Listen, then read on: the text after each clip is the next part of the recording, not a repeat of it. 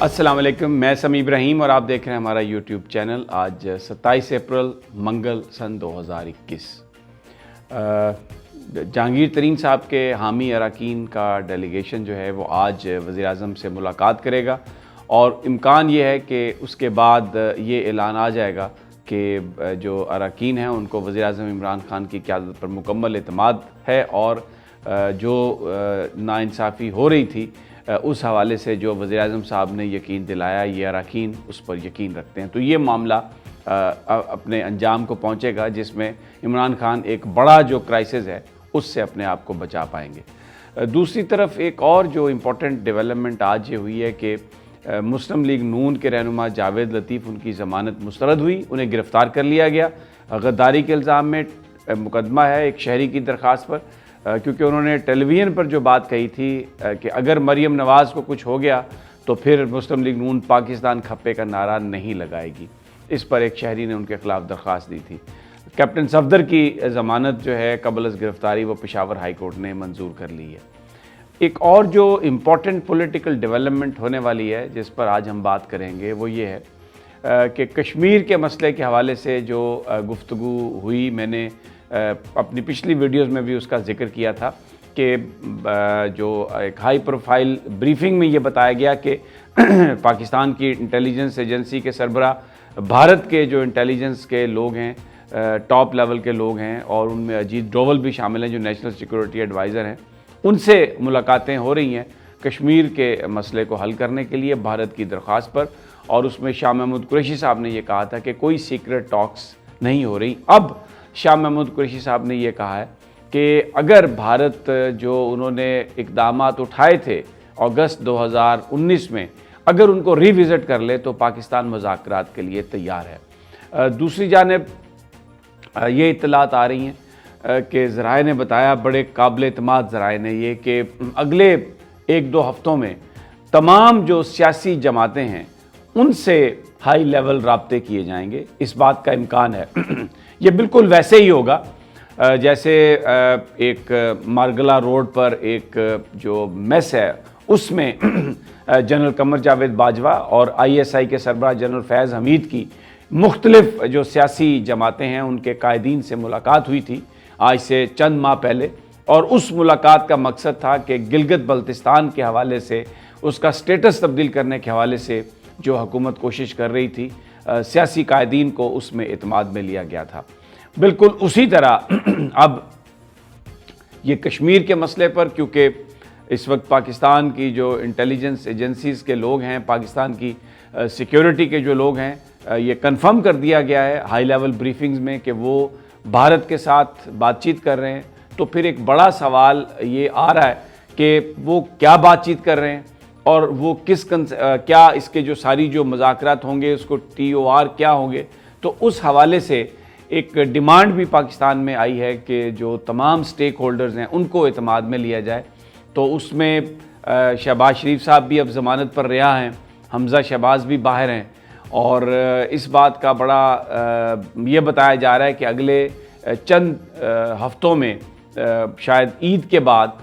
High profile जो contacts हैं opposition के अरकान उनसे पाकिस्तानी इदारों का होगा। और बज़ाहिर तो ये कहा जाएगा और बात भी यही होगी कि उसमें गुफ्तगू की जाएगी कश्मीर के मसले पर कि कश्मीर पर किस तरीके से गुफ्तगू होनी चाहिए। और इससे पहले तो पाकिस्तान हमेशा एक कंपोजिट डायलॉग कहता था कि जब तक कश्मीर पर बात नहीं होगी, किसी दूसरे इशू पर बात नहीं होगी। अब एक बड़ा हमारा उसमें एक ट्विस्ट आया है पॉलिसी में जिसमें हम ये कह रहे हैं कि जो हर इशू को अलग-अलग उन पर बात की जाए। मसलन अगर सियाचिन पर बात है तो उसको कश्मीर से रिलेट ना किया जाए, सरक्रीक पर बात है उसको कश्मीर से अलग रखा जाए तो मामलात के हल के लिए आगे बढ़े। तो ये एक बड़ा सिक्योरिटी शिफ्ट है। तो कश्मीर पर क्या बात हो सकती है, किस अंदाज से बात होगी,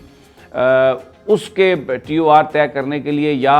जो हमारी जो सिक्योरिटी के इदारे हैं वो सोच क्या रहे हैं पॉलिटिकल लीडरशिप के साथ उनको एक पेज पर लाने के लिए, जो ये मुज़ाकरात या जो गुफ्तगू होगी इसको बड़ी अहमियत से देखा जा रहा है। इसलिए कि ज़ाहिर है फिर जब आपकी बात होती है, जैसे पिछली दफ़ा बात हुई थी मेस में, तो उसमें गिलगित बल्तिस्तान के हवाले से बात होनी थी, एजेंडे पर तो वही था, लेकिन تمام معاملات پر بات ہوئی، اس میں نیب کے ایشو پر بھی بات ہوئی تھی، اور اس میں سیاستدانوں نے یہ کہا تھا کہ نیب کو پولیٹیکل وکٹمائزیشن کے لیے استعمال کیا جا رہا ہے، تو جس پر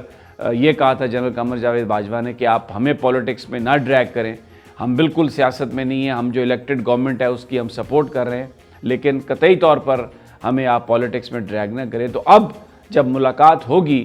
تو ڈیفینیٹلی اس میں پاکستان کی سیاست پر بھی ڈسکشن ہوگی، جو ریکنسیلیشن مووز ہیں ان پر بھی ڈسکشن ہوگی، پاکستان کے اندر جو 18ویں ترمیم ہے جس کے بعد صوبوں کے پاس بے پناہ اختیارات آ گئے ہیں اور وفاق کے پاس اختیارات نہیں ہیں، اور پاکستان کی جو سیکیورٹی جو پاکستان کی اسٹیبلشمنٹ ہے وہ اس بات پر بہت تحفظات کا اظہار بار بار کر چکی ہے کہ جو 18ویں ترمیم ہے اس نے جو وفاق کی جو طاقت ہے پاکستان میں اس کو بڑا کمزور کر دیا ہے، اور جس کی وجہ سے معاملات جو ہیں وہ ایک یونیفارم انداز میں حل نہیں ہو سکتے، تو اس پر بھی بات ہو سکتی ہے۔ پیپلز پارٹی کا اس پر بڑا ٹف سٹانس ہے کہ بالکل ہم یہ بات نہیں، 18ویں ترمیم پر ہم کوئی بات نہیں کریں گے۔ اب اس ساری صورتحال کو دیکھتے ہوئے کہ یہ جو ایک نئی ڈیولپمنٹ ہو رہی ہے کشمیر کے حوالے سے، اور اس میں دوسری سیاسی جماعتوں کا بھی ایک رول بن رہا ہے، ان حالات میں جو پی ڈی ایم کے اندر اتحاد دوبارہ لانے کی کوششیں ہیں، مولانا نے ان کو تیز کیا ہے، اور میں نے اپنے پچھلے ویلاگ میں بھی آپ کو بتایا تھا کہ جو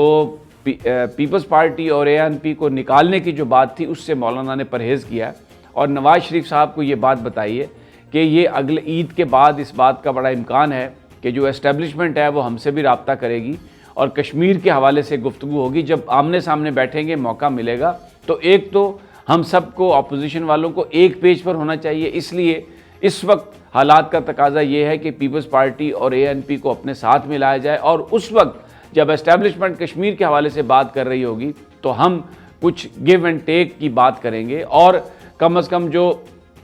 اس وقت جو صورتحال ہے اس کو اپنے ہم حق میں استعمال کرنے کی کوشش کریں گے۔ اپوزیشن نے یہ بھی بات کہی ہے جو مجھے سورسز نے بتایا کہ بظاہر عثمان بزدار کے حوالے سے وزیر اعظم صاحب کا ایک موقف ہے اور جو پاکستان کی اسٹیبلشمنٹ ہے اس کا دوسرا موقف ہے، تو ان حالات میں جب کہ آلریڈی ایک چیز ایسی چل رہی ہے، یہ اپوزیشن کا خیال ہے، تو ہمیں ایک متحد ہو کر جو کوشش کرنی چاہیے کہ کہیں کسی نہ کسی طریقے سے وزیر اعظم صاحب اور اسٹیبلشمنٹ کے بیچ میں کوئی دوری آ جائے۔ لیکن یہاں پر میں ایک آپ کو بات بتاؤں کہ عثمان بزدار کے حوالے سے جو تحفظات ہیں اسٹیبلشمنٹ کے وہ شروع سے ہیں، اور ہمیشہ جب بھی ملاقاتیں لوگوں کی ہوئی ہیں اس میں ان تحفظات کا اظہار کیا گیا ہے پرفارمنس کے حوالے سے، اور وزیر اعظم صاحب کو بھی اس بات کا بڑا علم ہے، بلکہ وزیر اعظم صاحب نے کچھ عرصہ پہلے بڑی ایک ہائی پروفائل میٹنگ میں اپنے ہی ان کے سٹاف میں جو مختلف لوگ ہیں ان سے یہ کہا تھا کہ یہ کیوں عثمان بزدار سے شکایات ہیں، ان لوگوں کو کیا وجہ ہے، ایک شخصیت کا نام لے کے یہ کہا تھا وزیر اعظم نے کہ ان کو کیا مسئلہ ہے کہ وہ کیوں عثمان بزدار کے حوالے سے تحفظات کا اظہار کرتے ہیں، مجھے سمجھ نہیں آتی۔ تو یہ جو معاملہ ہے بزدار کا یہ بڑے عرصے سے چل رہا ہے، اس لیے یہ کوئی نیا معاملہ نہیں ہے، اور اس پر اگر کوئی یہ کہے کہ ڈیڈ لاک ہے، یہ بھی بات نہیں ہے، ڈفرنس آف اوپینین ہے آن دا پرفارمنس۔ عمران خان کہتے ہیں کہ یہ پرفارمنس بہتر ہے، دوسری طرف سے کہا جاتا ہے کہ اس پرفارمنس کو بہتر بنایا جا سکتا ہے۔ بہرحال یہ چیز چلتی رہے گی۔ اپوزیشن یہ سمجھ رہی ہے کہ ان کا یہ خیال یا ان کی پلاننگ یہ ہے کہ اس معاملے کو تھوڑا سا اگر وہ سٹرائک کریں، جب ملاقات ہوگی جو کہ توقع کی جا رہی ہے اور وہ ہوگی کشمیر کے مسئلے پر، تو وہ پاکستان کی ساری جو سیاسی مسائل ہیں ان پر وہ گفتگو کریں گے۔ تو یہ بڑا ایک انٹرسٹنگ سینیریو ڈیولپ ہو رہا ہے عید کے بعد، جس میں اپوزیشن کے اراکین بھی شامل ہوں گے ملاقاتوں میں۔ بظاہر یہ کشمیر کے حوالے سے سٹیک ہولڈرز کو ایک سیم پیج پر لانے کے لیے گفتگو ہوگی، کیا اس میں نکلتا ہے، کیا اس میں ہوتا ہے، تو یہ آنے والا وقت بتائے گا۔ عمران خان صاحب بہرحال آج جو ایک دن ہے اس میں جو پنجاب کے اندر جو ایک کرائسس تھا اس میں توقع یہ کی جا رہی ہے، بتایا ہمیں یہ گیا کہ وزیر اعظم صاحب کی ملاقات کے بعد ایک پریس ریلیز جاری کیا جائے گا جس میں یہ تمام جو اراکین ہیں یہ وزیر اعظم کی قیادت پر مکمل اعتماد کا اظہار کریں گے، اور یہ جو ایک کرائسس تھا it will come to an end. اور کیونکہ ایف آئی اے آلریڈی یہ کہہ چکی ہے، جہانگیر ترین صاحب کے مقدمے میں بینکنگ کورٹ میں بتا چکی ہے کہ جناب یہ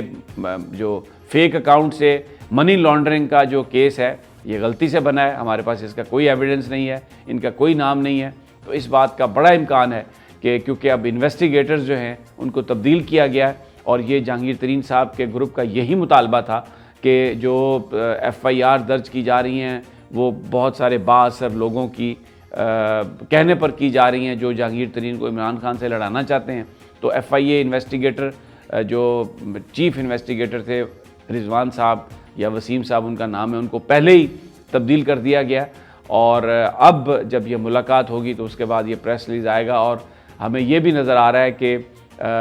جو جہانگیر ترین صاحب ہیں ان کو بھی ریلیف ملے گا، اور جن لوگوں نے ایف آئی آر کے لیے کہا یہ بہت ایکسپیکٹڈ ہے کہ اگلے چند دنوں میں کوئی نہ کوئی کلہاڑا کسی بڑے آدمی پر گرنے والا ہے اس ساری صورتحال میں، اور اب دیکھنا یہ ہے کہ وہ کلہاڑا کس پر گرتا ہے، آنے والا وقت ہمیں بتائے گا۔ ناظرین، اگلی ویڈیو تک مجھے اجازت دیجیے، انشاءاللہ جلد ملاقات ہوگی، اللہ نگہبان۔